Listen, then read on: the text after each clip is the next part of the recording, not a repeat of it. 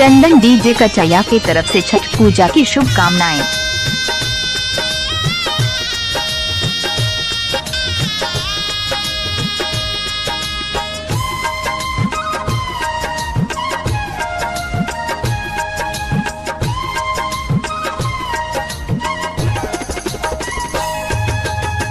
केरवा के पतावा पे न्योता पे ठवानी, न्योता करीना स्वीकार जी।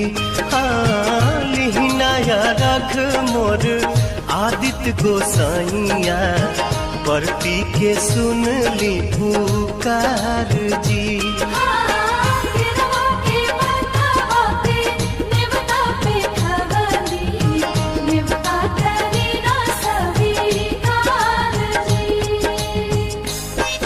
इलाका किसी का हो धमाका, चंदन कचैया डीजे का होगा।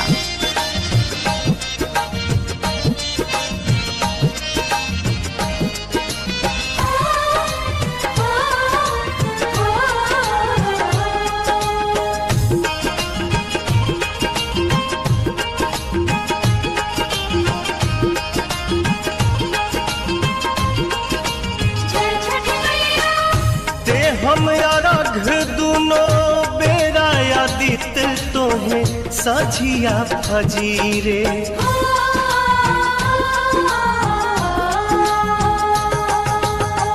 दूसरा अरघ देके मानव आशीष आके गंगा के तीरे। दिन के सहैया रौवे रोग हरैया जी, रौवे से जग में जोर जी।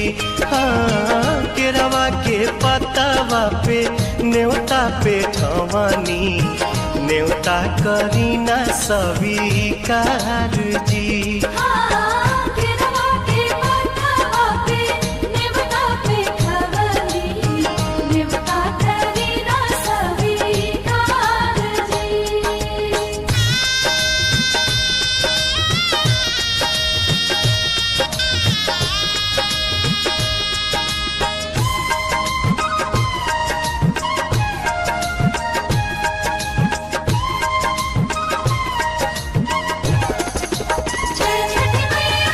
नजरी के कोर से करिले अजोर, जग रौवे से जागेला।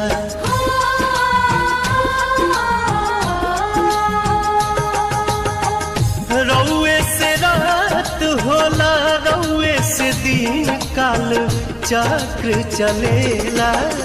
हर साल करब बरत आई छठी घटिया, हमनी पकड़ब उपकार जी। हाँ लिहिनाया रघ मोर आदित्य गोसाइया, परती के सुन ली पुकार जी।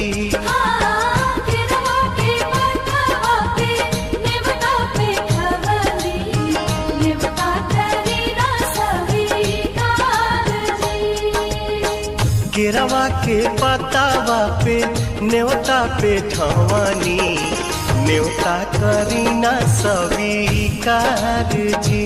हाँ लिहिनाया रघ मोर आदित्य गोसाइया, परती के सुन ली पुकार जी।